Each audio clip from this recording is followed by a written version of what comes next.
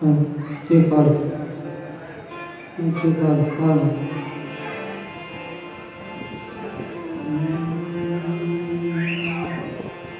श्री भागवत भगवान की रामचंद्र भगवान की जय। कृष्ण कल्याण अनंत विजय हनुमान जी महाराज की। जगन्नाथ भगवान की। ओम नमः पार्वती पतये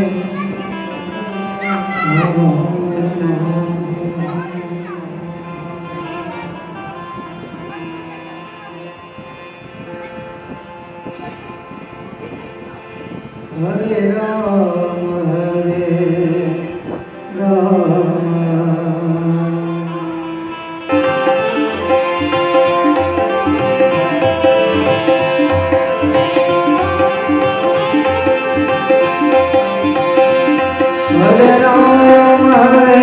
राम राम राम हरे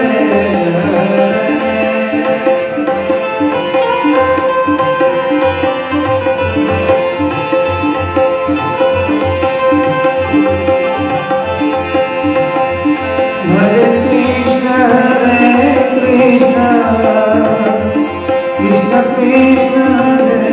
हरे।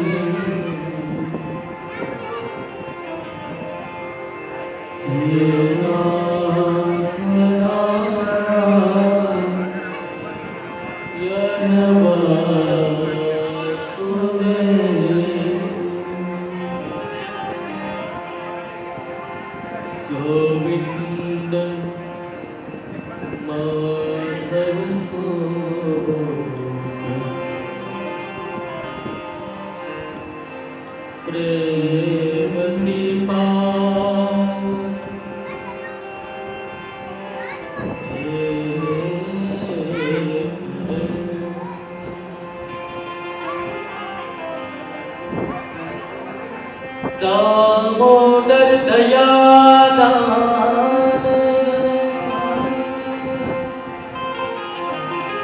दामोदर दयादान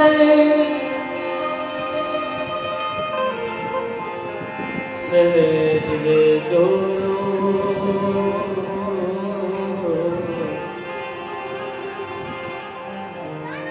सो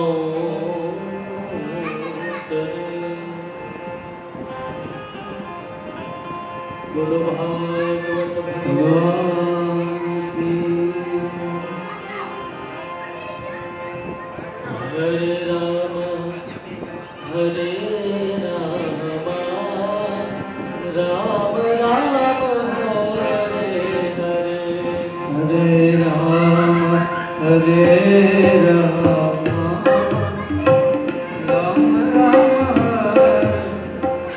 ये हरे राम हरे राम राम राम हरे हरे हरे राम हरे राम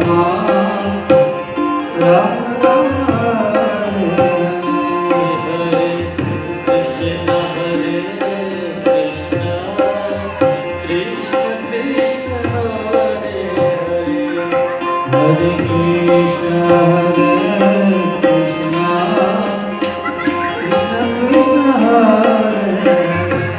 हरे राम राम राम हरे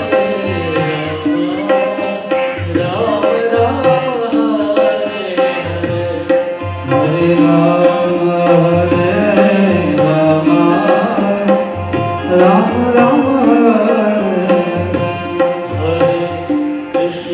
हरे कृष्ण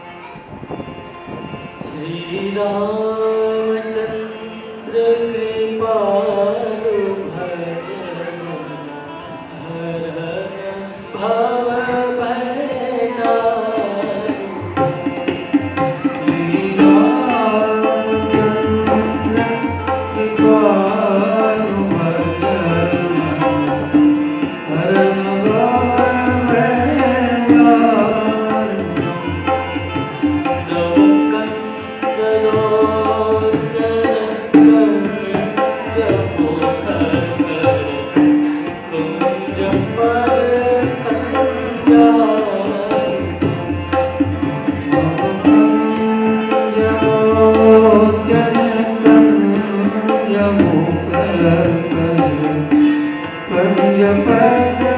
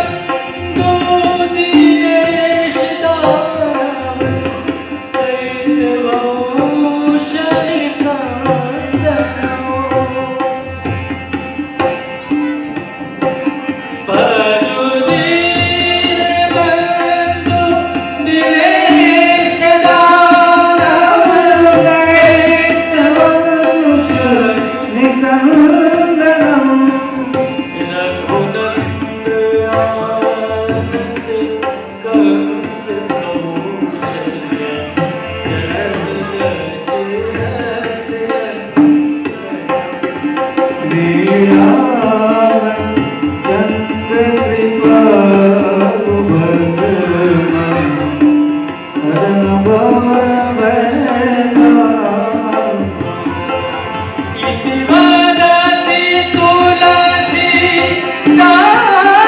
शंकर शेषमुनिमनोरञ्जनो।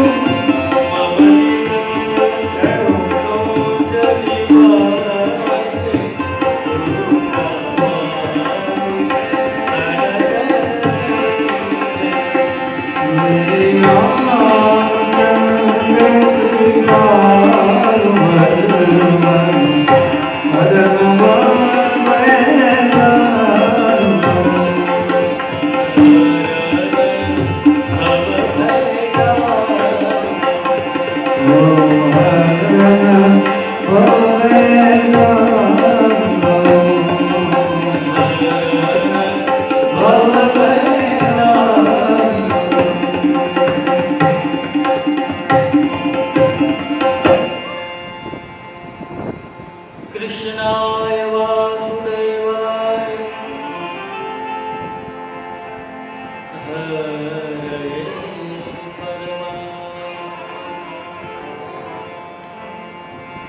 प्रणतः क्लेशनाशाय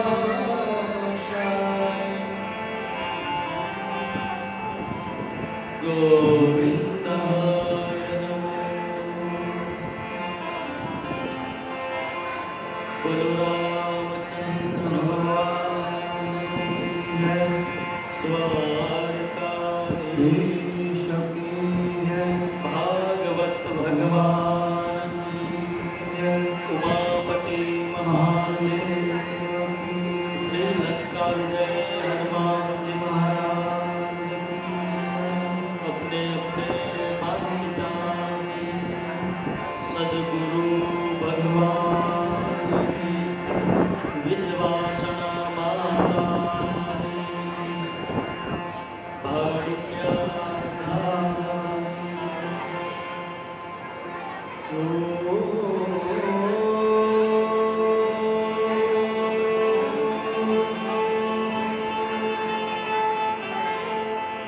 नमः पार्वती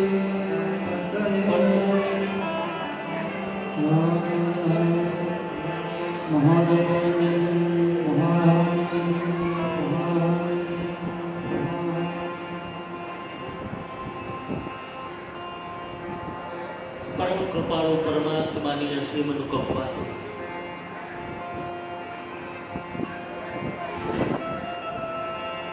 આઠમા દિવસની પ્રથમ સત્રની કથા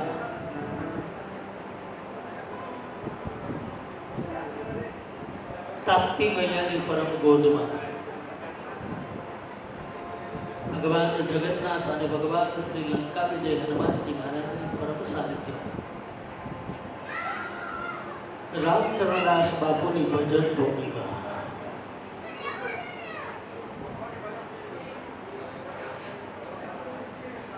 આ કથાના મનોરથ જેઠવા પરિવાર આયોજિત અને શ્રી શ્રી 1008 મહામંડલેશ્વર પૂજ્યપાદ શ્રી સીતારામદાસ બાપુની પરમ અધ્યક્ષતામાં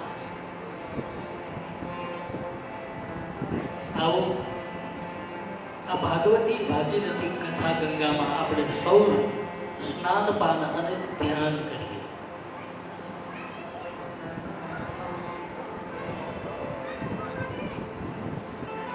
આખા વિશ્વને વિશ્રામ આપનારી આ કથા છે. આખા જગતને વિશ્રામ આપનારી. પછી એ આ ધરાના જીવ હોય, કોઈ જળના જીવ હોય કે કોઈ નભના જીવ હોય, પણ દરેક જીવને રંજન અને વિશ્રામ આપનારી કથા છે.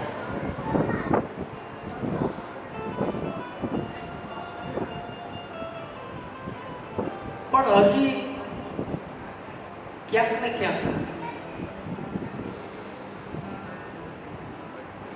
આપણે કથાની જરૂર નથી.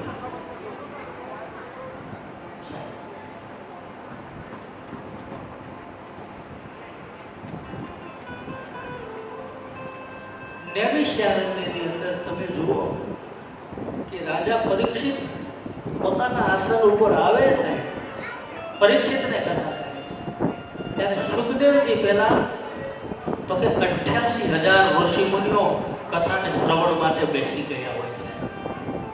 ભીડની જરૂર નથી, લોકો આવે કે ન આવે, પણ આત્મકલ્યાણ માટે અને લંકા વિજય હનુમાનજી મહારાજ સમર્થ ભગવાન જગન્નાથ કે જેનું ગુણગાન ગવાય છે, અને તાપીનો એ પ્રવાહ અને આ બાજુ કથારૂપી ગંગાનો પ્રવાહ આપણું કલ્યાણ જ કરે.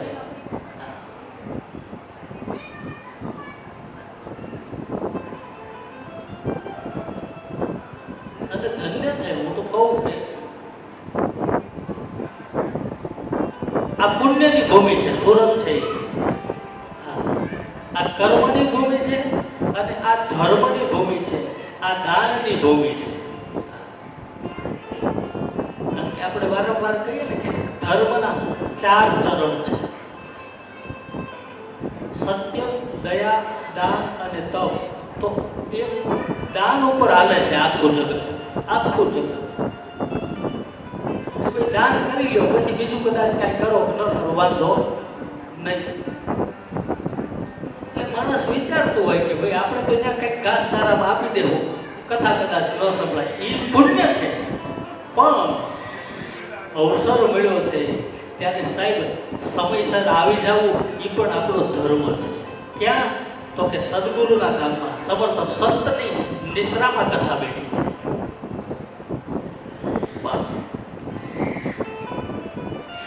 યહી આવત સરળ કઠિનાઈ, અવાતું જ નથી. ત્યારે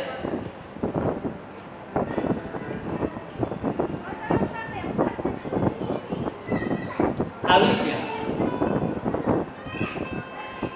ઘરેથી નીકળ્યા કથા માટે. ત્યાં ફોન આવે કે ક્યાં છો? કે બોલો ને શું હતું? તો કે કાંઈ નહીં, આજ મહેમાન આવે છે. એટલે કથા પડી અને મહેમાનની વ્યથા ચાલુ થઈ જાય. કથા ન રહે. શું કામ? તો કે એ આપણા ભાગ્યમાં નથી એટલે ફોન આવે. અથવા તો નીકળ્યા અને કાંઈ આવરણ આવી ગયું, કાંઈ મુશ્કેલી આવી ગઈ. પણ હું હંમેશા કહું, નગરમાં નગર છે તો બહુ સુખી સંપન્ન, ખજાને કઈ ખોટ નહીં. ગામને એમ થયું લાવો ને 12 મહિને 2 વર્ષે એકાદું ધર્મ કાર્ય થવું જોઈએ સાહેબ. ભગવાને આપણને આપ્યું છે તો કાંઈ નહીં તો કાંઈ, પણ એકાદી સત્યનારાયણની કથા કરો. કંઈક વારસે એક વખત કંઈક ને કંઈક સત્સંગ ગોઠવો, પણ વર્ષે એક વખત આપણા આંગણામાં આપણા ઘરમાં કંઈક ને કંઈક થવું જોઈએ. એટલે ગામવાસીઓને એમ થયું કે આપણે કંઈક કર્યું નથી, પણ હવે કંઈક કરવા માટે પૈસા જોવે ને, અર્થની પણ જરૂર પડે. કારણ કે પૈસા વગર કંઈ થતું નથી. એટલે ગામવાસીઓને એમ થયું કે ચાલો નગર શેઠને ક્યાં કમી છે, એમને સાથે વાત કરીએ. નગર શેઠને કીધું ભાઈ એકાદું સત્સંગ કથા કીર્તન કરીએ તો. અને એ પાછું ગામમાં નહીં, ક્યાં? હરિદ્વારમાં. નગર શેઠે સંમતિ આપી કે જે ખર્ચ થશે એ હું આપી દઈશ. ગયા હરિદ્વાર, પહેલો દિવસ પોથીયાત્રા કાઢી, વાજતે ગાજતે ઢોલ નગારા શંખ શરણાઈ બેન્ડ બગી આવું બધું જ. અને આવા ઉત્સવમાં અબીર ગુલાલ કંકુ એવું ઉઠાડવામાં આવ્યું. ફટાકડા ફોડ્યા, અને જ્યાં ફટાકડા પડ્યા એટલે ફટાકડાના એ અવાજથી એ નગર શેઠના કાનમાં ધાક પડી ગઈ. કાંઈ સંભળાય નહીં. પછી બધું ઈશારાથી કથા ચાલુ થઈ, ધાક ખુલ્લી નહીં.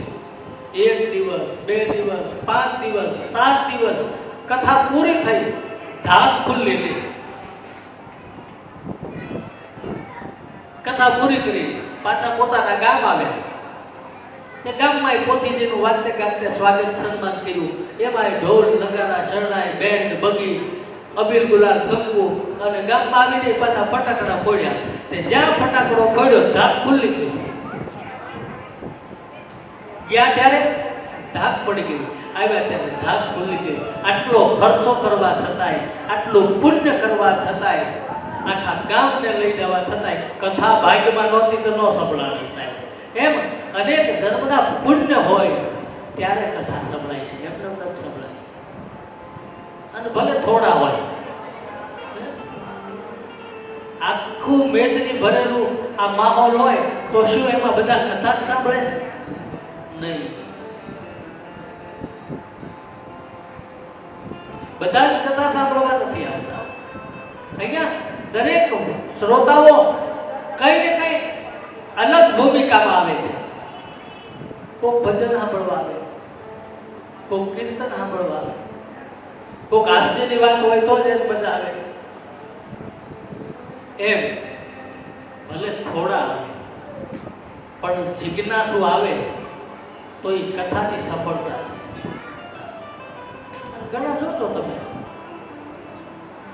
કથા શરૂ થાય પહેલા આવી જ જાય અને એનું પછી આમ આડું ઓડું કે ધ્યાન જ ન હોય. કોણ આવ્યું છે, કોણ કયું છે, અહીંયા શું મૂકે છે, એને શું પહેર્યું છે, કાંઈ લેવા દેવા નહીં. એનું એક જ લક્ષ્ય કાન દ્વારા શ્રવણ દ્વારા ભગવાનનું શ્રવણ કરવું, મુખ દ્વારા જીભ દ્વારા ભગવાનનું સ્મરણ કરવું. એટલે શ્રવણ અને સ્મરણ બે એક સાથે. અને હું વારંવાર કહું કે કોઈ પણ નામે, કોઈ પણ દેવી દેવતાઓને, તમારા કુળ દેવતાઓને તમે ભાવે જપો તોય ભલે, કભાવે જપો તોય ભલે, સાહેબ એને આમવું જ પડે.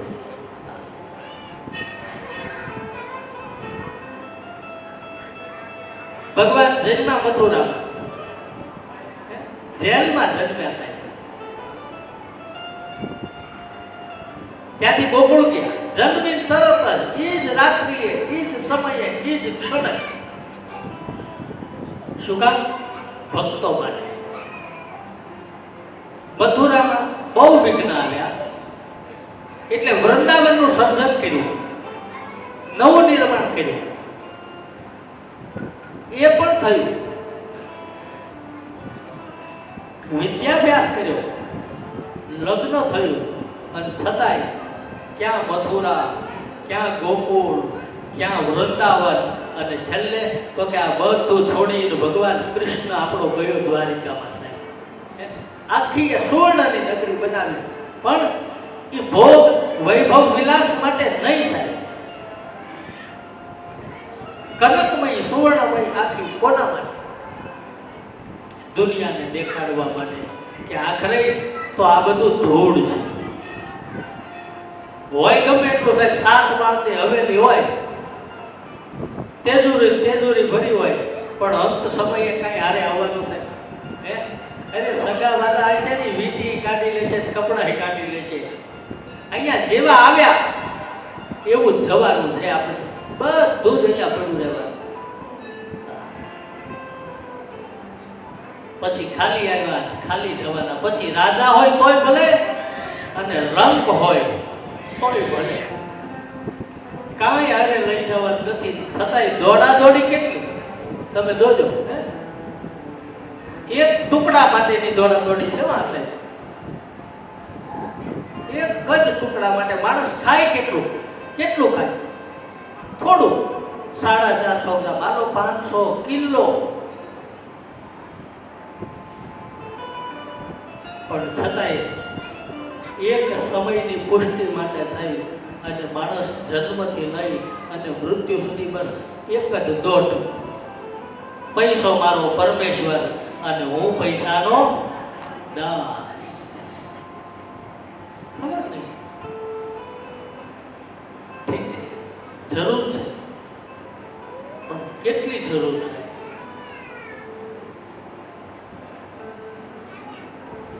અને એની તૃષ્ટિ અને પુષ્ટિ માટે મારા અને તમારા માટે સત સમાગમ અને હરિકથા છે. માટે આવો આપણે સૌ સાથે મળી અને ભાગવતજીમાં નિમજ્જન કરીએ. થોડુંક સ્નાન પાન અને ધ્યાન કરીએ.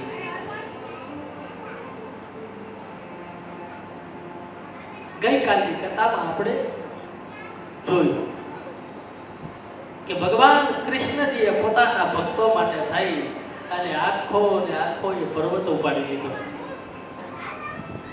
ભક્તોના કલ્યાણ માટે, ભક્તોને ભય મુક્ત કરવા માટે અને એ ગોવર્ધનની પૂજા કરી. ઇન્દ્રએ પણ સ્તુતિ કરી. ઇન્દ્રએ પણ, કારણ હેતુ તો એ હતો કે ઇન્દ્રનો ગર્વ ઉતારવા માટે. કારણ કે સંપત્તિ જેની પાસે આવે ને સાહેબ, પછી ગમે એવો જીવ હોય એને અભિમાન આવે અને આવે, કોઈ પણ ભોગે અભિમાન આવે.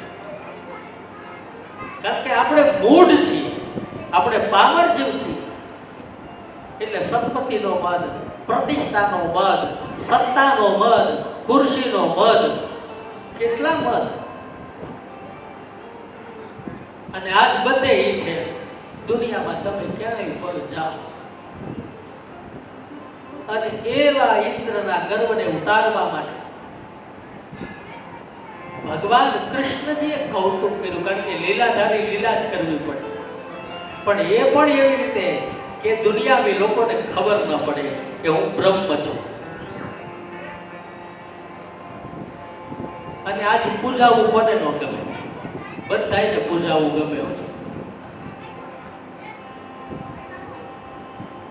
પણ બહુ પૂજાવામાં મજા નથી.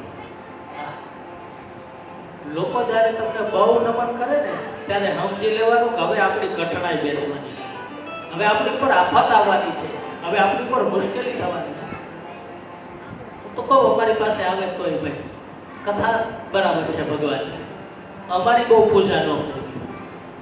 કારણ કે અમે સમર્થ સદગુરુ ભગવાનની કૃપાથી અહીંયા બેઠા છીએ જરૂર, પણ પૂજવા જ હોય તો અમારા ઠાકોરની પૂજો. કારણ કે જે સમાજ તમારી પૂજા કરશે, જે સમાજ તમારા પગ પકડશે, એ જ સમાજ એક વખત તમારા પગ પકડી પાછો પાડશે ખરો. અને નમન નમન મેં ફેર હે બહુત નમે નાદાન, દગાખોર દુગના નમે. માટે બહુ લોકો તમારી પૂજા કરે, બહુ નમે, ભરોસો ન કરવો. અહીંયા ઇન્દ્રના એક ગર્વને ઉતારવા માટે ભગવાન શ્રી કૃષ્ણજી ગોવર્ધન પૂજા કરી. વ્રજવાસીઓ બધા જ ભગવાન કૃષ્ણએ સ્વસ્થ અને સુખ આપ્યું. પણ હવે મથુરામાં પાછું કુતૂહલ થયું. ત્યાં કોલાહલ થવા લાગે.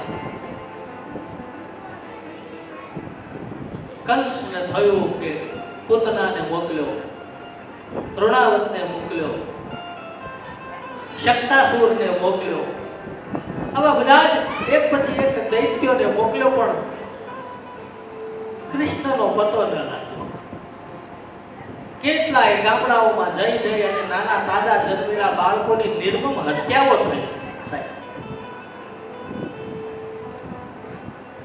પણ એને થયું કે લાવ હવે એક વખત એ નંદના એ ગોપકુમારો કૃષ્ણ અને બળદાવજીને બોલાવો. કારણ કે એમની પ્રસિદ્ધિ બહુ જ વ્યાપી છે, એમનો બહુ વિસ્તાર થયો છે કે પૂતનાને એને મારી, શક્તાસુર, તૃણાવત આવા બધાને જ્યારે માર્યા છે તો એમનું સામર્થ્ય કઈ ઓછું ન હોય. પણ બોલાવવા માટે કંસે યજ્ઞનો આરંભ કર્યો. કઈક કારણ જોવે ને બોલાવવા માટે, મારવા માટે. એટલે કૃષ્ણે મારવા માટે થઈ અને કંસ દ્વારા અનેક રાક્ષસોને પાછા ફરી વખત તો કે વૃંદાવનમાં મોકલવામાં આવે છે કે જાઓ એ કૃષ્ણને તમે હણી નાખો, એ બલરામને તમે હણી નાખો. એટલે કહે છે દૈત્ય એમને મોકલવામાં, જો તમારાથી ન હણાય તો કંઈક એવું કરો કે એ મથુરામાં આવે. આમ એક પછી એક રાક્ષસોનો એને વધ કર્યો અને પછી અક્રૂરને બોલાવ્યા. હે અક્રૂર, તમે વૃંદાવન જાઓ અને કૃષ્ણ અને એનો ભાઈ બલદાવજી છે એમને આમંત્રણ આપો અને આમંત્રણ લઈ અને મથુરામાં આવો. આમંત્રણ આપો. અક્રૂર રથ લઈ અને ત્યાંથી નીકળ્યા છે મથુરા જવા. મથુરામાંથી નીકળી અને વ્રજ વૃંદાવનમાં આવવા નીકળ્યા. અને એ સમયે અક્રૂરજીએ કેટલાય વિચાર કર્યા કે કેવું એ ભગવાનનું બાલ સ્વરૂપ, ભગવાન કેવો મારો સ્વીકાર કરશે, મસ્તક ઉપર હાથ ફેરવશે, ભગવાન મને આલિંગન આપશે. આવા બહુ ભાવ થયા. અને શું એ પરમ રમ્ય ભગવાન કૃષ્ણ જે ધરામાં હરતા હોય ફરતા હોય એ કેટલું પુણ્ય અને પવિત્ર ધરા હશે. અને વાતે સાચી, ભગવાન આવ્યા હોય તો એ અતિ પુણ્ય ધરતી હોય તો જ ભગવાનને એમ થયું કે મારે અહીંયા આવવું છે. અને એના કરતા ધન્ય છે એ દેવકી એ યશોદા કે ભગવાનને એમ થયું હોય કે મારે મારી આ માનો ખોળો ખોદવો છે. આમ અક્રૂર અનેક પ્રકારના વિચારો કરતા કરતા રથ લઈ વૃંદાવન આવ્યા. યમુનાનું દર્શન, યમુના સ્નાન કર્યા. વૃંદાવનની બજારોમાં નીકળ્યા. બલદાવજીનું દર્શન થયું, સ્વાગત સન્માન કર્યું. કૃષ્ણજીએ સ્વાગત સન્માન કર્યું. અક્રૂરજીને પ્રણામ કર્યા, બેસાડ્યા, આસન આપ્યું. રાત્રિનો સમય, ભોજન કરાવ્યું. અને હવે પૂછ્યું કે હે કાકા,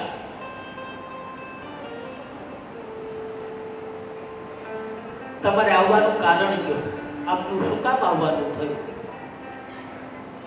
તો વિવેક બહુ સરસ છે. આપણે ત્યાં કોઈ મહેમાન આવે ને તો પહેલા એને બેસાડવા દો. હળવા મળવાનો કાર્યક્રમ તો પછી હોય. કોઈ સાધુ સંતો આવે તો પહેલા એને આસન આપો સાહેબ, એને બેસાડો. બેસ્યા પછી થોડા સ્વસ્થ થાય એટલે પછી તરત જ પાણી નહીં, થોડી વાર રહીને એને જલપાન કરાવો. જલપાન કર્યા પછી એને પ્રણામ કરો. આપણે તો હજી ઉમરામાં હોય, પગથિયામાં હોય ત્યાં ઠેબે ચડાવીએ નહીં. એને અંદર આવવા દો, એને બેસવા દો, એને જલપાન કરો, પછી એને પ્રણામ કરાવો. અને પ્રણામ કર્યા પછી એને ભોજન કરાવો. અને ભોજન કર્યા પછી એમની સાથે ભજન કરો. અહીંયા બહુ સરસ વિવેક છે. કેવો સરસ શિષ્ટાચાર કર્યો, કેવો સરસ સ્વાગત કર્યો. અને દરેક ચરિત્રમાં આ જ પરંપરા. હે કાકા, આપનું આવવાનું કેમ થયું? શું કારણ છે? ત્યારે કહ્યું કે હે કૃષ્ણ, હું તમને મથુરાના આગમન માટે આપને લેવા આવ્યો છું. યજ્ઞ માટે આપને આમંત્રણ આપવા આવ્યો છું. બહુ સરસ વાત. પણ ત્યાં તો વાયુ વેગે આખા એ વ્રજની અંદર વાત ફેલાઈ ગઈ કે અક્રૂર કૃષ્ણ અને બલરામજીને લેવા માટે આવ્યા છે. એટલે ગોપીઓ બધી વિલાપ કરવા લાગી. કારણ કે કૃષ્ણ પોતાના વૃંદાવનને છોડીને જાય એ ગોપીઓ, ગોપાંગનાઓ, બાલ સખાઓને ગમતી વાત નથી. સમાચાર મળ્યા અક્રૂર લેવા આવ્યા છે. એટલે અક્રૂરની નિંદા કરવા લાગ્યા બધા જ. અમુક ગોપીઓ તો કહેવા લાગી કે આમનું નામ અક્રૂર રાખ્યું કોણે? આ અક્રૂર નથી, આ ક્રૂર છે. અમારી વચ્ચેથી અમારા કૃષ્ણને લેવા માટે આવ્યા છે. આમ ન કહેવાનું ગોપીઓ કહેવા લાગ્યા. અરે ત્યાં સુધી કે જે અક્રૂરનો રથ હતો એ રથને ઘેરી લેવામાં આવ્યો. કે અમે બધું જ અમારું સર્વસ્વ આપી દઈએ, પણ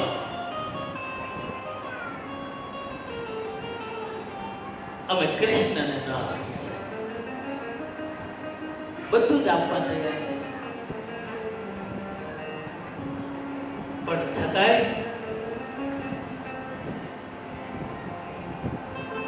નંદ બાબાએ કીધું કે આખરે તો કંસનું આમંત્રણ છે, એક રાજાનું આમંત્રણ છે અને જવું પડે. કાંઈ વાંધો નહીં. સવારનો સમય, યમુનામાં સ્નાન થયું અને એ પછી કૃષ્ણ અને બળદાવજી તૈયાર થયા છે મથુરા જવા માટે. હજી બાલ્ય અવસ્થા છે, હજી યુવાન નથી, સાવ નાના છે. રથારૂઢ થયા, પણ ત્યાં તો એ બ્રજવાસીઓ, ગોપી ગોપાલ, ગાલ બાલ સખાઓ એ કૃષ્ણ અમને છોડી ન જાઓ. પણ ભગવાને અચેત કર્યા, ભગવાને બધાને સમજાવ્યા. ધીરે ધીરે વ્રજમાંથી રથને બહાર કાઢ્યો.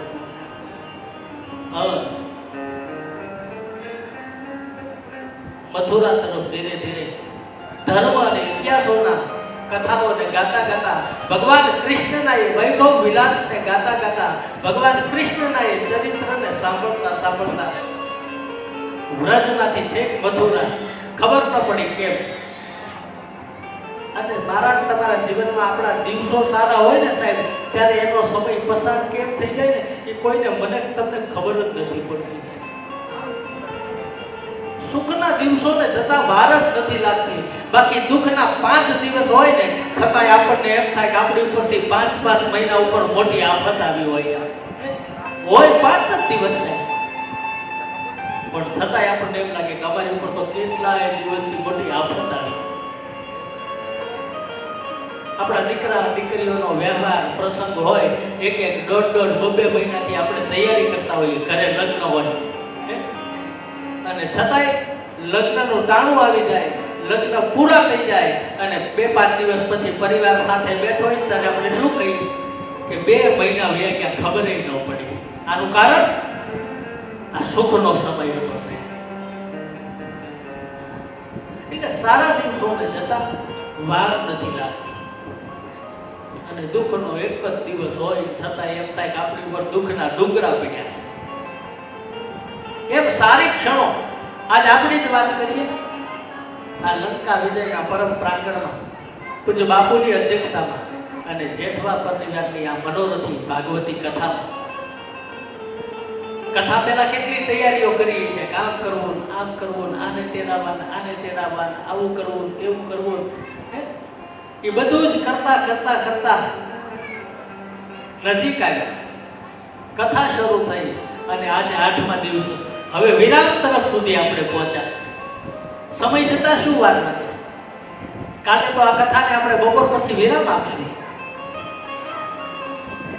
ક્રમ તો સવારનો હતો કથાને કાલનો, પણ કાલે પછી સવારે કથાને વિરામ આપીએ અને વળી પાછું પોથી યાત્રા તડકામાં, એ ધૂપમાં, એ અવ્યવસ્થા, એટલે એના કારણે પછી કથાનો ક્રમ કે ભાઈ બાપુએ કીધું બપોર પછી 4-5 વાગે એટલે શું થોડુંક ઠંડુ થઈ જાય, વાંચતે ને ગાજતે પછી પોથી યાત્રાને આપણે અહીંયા તો રહ્યો કેટલો સમય? 1 દિવસ, કલાકો રહ્યા છે. કાલે તો વિરામ આપશું આપણે કથા, પણ આમાં કોઈને ખબર પડી 8 દિવસ પસાર થયા. કેવો આનંદ, કેવો ઉત્સાહ. આનું મૂળ કારણ તો કે ભગવાન તરફની મારી તમારી નિષ્ઠા, ભગવાન મારી તમારી શ્રદ્ધા સાહેબ કામ કરે છે. સારા દિવસોને જતા વાર લાગતી જ નથી. આપણને એમ જ લાગે કે હજી કાલે જ કથા બેઠી છે. અને 9 દિવસ સુધી આ પ્રવાહી પરંપરામાં આપણે રોજ આવતા જતા હોય ને પછી કેવું થાય તો કથા પૂરી થઈ જાય પછી બીજા દિવસે આપણે વહેલા તૈયાર થઈ નીકળી જાય હાલો હાલો કથામાં. એ તો ઘરના કેક હવે પૂરી થઈ ગઈ ત્યારે આપણે બેસી, કારણ કે રોજનો એક ક્રમ થઈ જાય. સવારે ઉઠવું, નાવું ધોવું, સેવા પૂજા કરી આ કથામાં આ આદત પડી જાય તમને.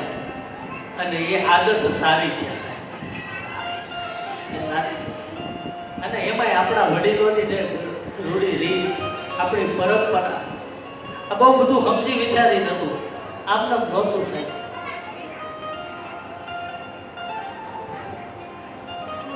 અને એટલે અહીંયા જે વડીલો બેઠા છે ને એ પોતાના બાળકોને, પોતાના દીકરાઓ દીકરીઓને, વહુઓને સાથે બેસાડી સાથે જમી અને ક્યારેક તમારા સમય અને તમારા જમાનાની વાત કરજો, જેથી એ પરિવારમાં એ સંસ્કાર એમને ટક્યા રહે સાહેબ. આજ આ નવી પેઢીને તમે શું કર્યું, કેમ કર્યું કાંઈ ખબર નથી. ખબર છે કોઈ? કારણ કે કોમ્પ્યુટર યુગમાં જન્મ્યા છે આ દીકરાઓ. કોમ્પ્યુટરમાં જે સ્વિચો છે ને એના કરતા આ લોકોમાં 5 વધારે આપે છે. આપણે મગજમાં ન હોય એવા પ્રશ્નો પૂછે, પણ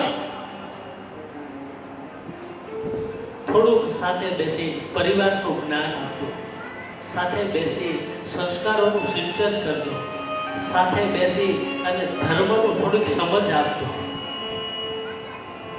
અને એટલે જ હું કહું, ઘણી વખત ઘણી કથાઓમાં આવી રીતે છોકરાઓ આવે, આ દોડે, અવાજ કરે, ઘણાને ન ગમે, મને બહુ ગમે.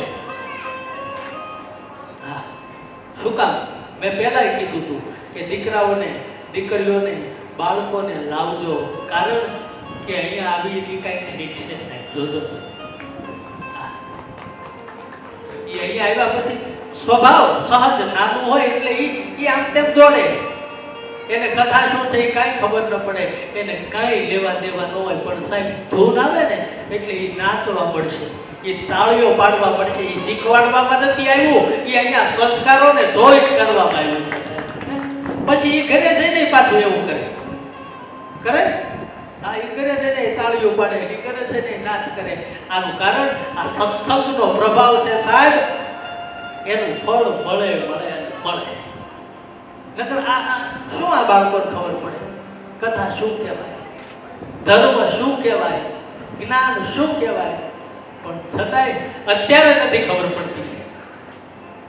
એ 15, 18, 20 વર્ષના થશે ને ત્યારે એટલું જરૂર યાદ કરશે કે અમારા દાદાએ એક વખત અહીંયા કથા બેસાડી હતી ત્યારે અમે આવતા હતા. અને એ આવતા હતા એ સ્મૃતિમાં પછી એ જ બાળકો એ 20, 25 કે 35 વર્ષ પછી એ કથા કરશે સાહેબ. પણ તમે વાયુ હોય તો ઉગે ને, કુવામાં હોય તો વેડામાં આવે, નકર શું? કઈ બાર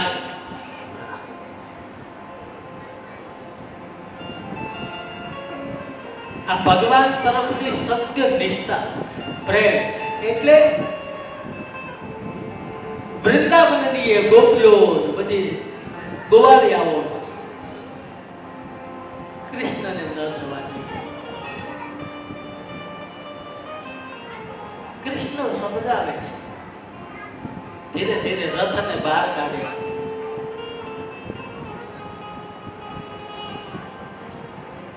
લીલાઓ, કથાઓ, ઇતિહાસો, ભગવાનના ચરિત્રને વર્ણવતા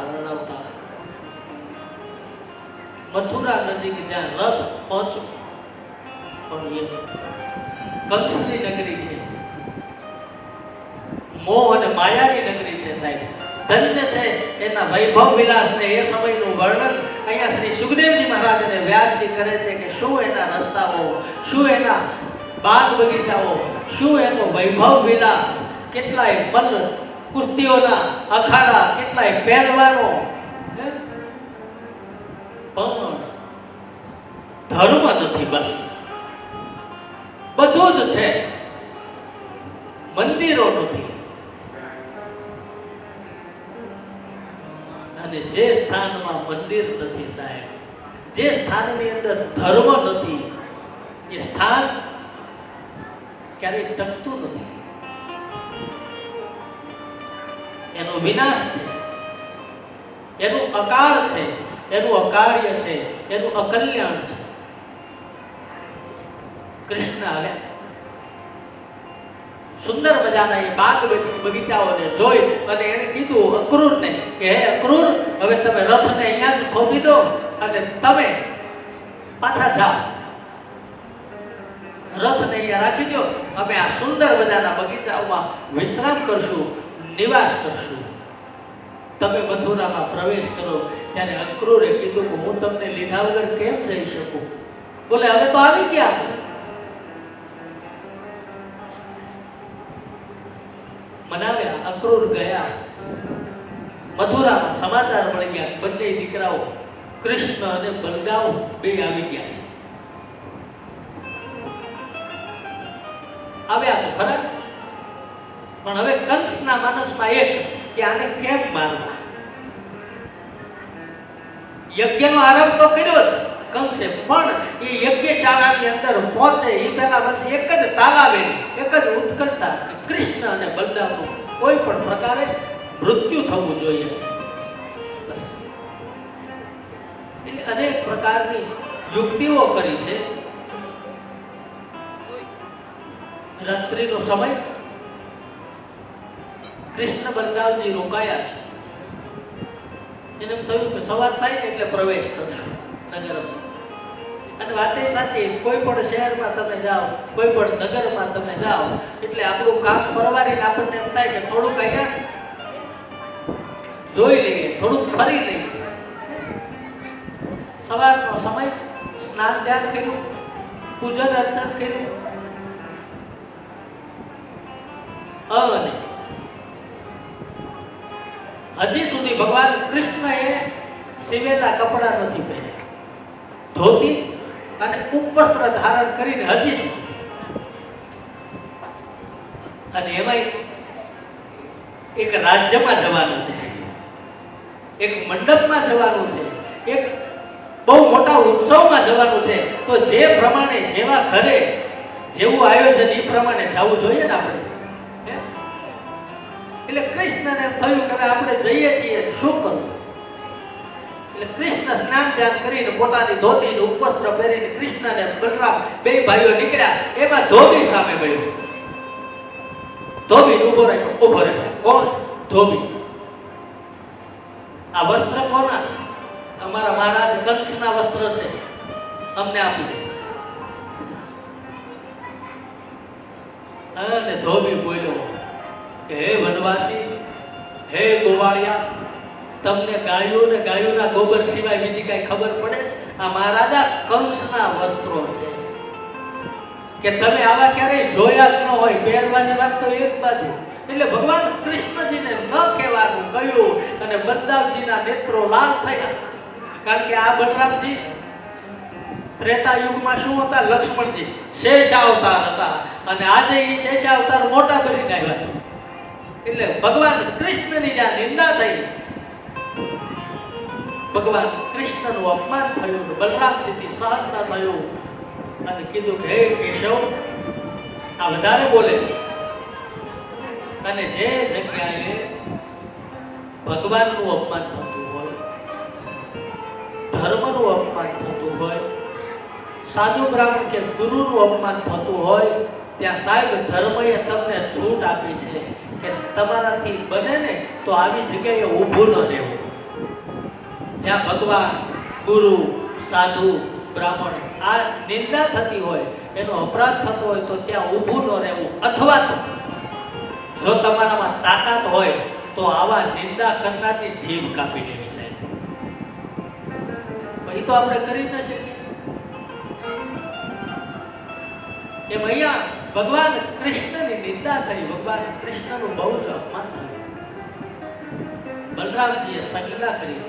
કૃષ્ણજીએ કીધું કાંઈ નહીં. બોલે કપડા આપે છે કે મારી નાખું? એ જ સમયે ધોબી વધારે જ્યારે બોલવા લાગ્યો એટલે ભગવાન કૃષ્ણ દ્વારા એવો પ્રહાર કર્યો. રામ બોલો ભાઈ, મોક્ષ ગતિને પ્રાપ્તિ થઈ ગઈ, મુક્તિ આપી દીધી, વસ્ત્રો લીધા, હવે કંસના વસ્ત્રો, ક્યાં કંસ અને ક્યાં ભગવાન કૃષ્ણ અને બલરામ, એટલે રીફિટિંગ કરાવવા દરજી પાસે ત્યાં પહેલા વહેલા, કારણ કે સીવેલા પહેર્યા જ નતા આજ સુધી. એ દરજીની કૃપા પહેલા ગયા, કીધું ભાઈ અમારા માપના કરી દો અહીંયા, એટલે કરી દીધા. એટલે ભગવાને આશીર્વાદ આપ્યો કે જાઓ, જીવો ત્યાં સુધી શીવો. આ ભગવાન કૃષ્ણનો આશીર્વાદ છે, કૃષ્ણની કૃપા છે કે સૌથી આ જગતમાં મોટું સામર્થ્ય છે દરજી સમાજ. આશીર્વાદ વસ્ત્રો પરિધાન કર્યા બે ભાઈઓએ, કંસના વસ્ત્રો છે. હવે એમાં કઈ ખામી હોય નહીં, એમાં ભગવાને પહેર્યા હોય પાછા. હવે વસ્ત્રો પરિધાન કરી લીધા એટલે વળી પાછું કઈક સુંદર મજાનો શણગાર હોય તો પાછું સારું લાગે. માળી મળે છે, માળીઓની પાસે સુંદર મજાની માળાઓ તૈયાર કરીને ભગવાન કૃષ્ણ અને બલરામજી માળા પરિધાન કરે છે. અને પછી કુબજા મળે જે 3 અંગથી વાંકી છે. એક તો લૂલી છે, બોબડી છે. ભગવાન કૃષ્ણએ કુબજા ઊભી રાખી. કોણ છે? બોલે હું કંસની દાસી છું. એમ આ ચંદન લેપ તો કે અમારા મહારાજા માટે. એટલે ભગવાન કૃષ્ણએ કીધું કે તું અમને આ ચંદન લેપ આપ, અમે તારું કલ્યાણ કરી દઈશું. ધન્ય છે એ કુબજાને, એને આપ્યું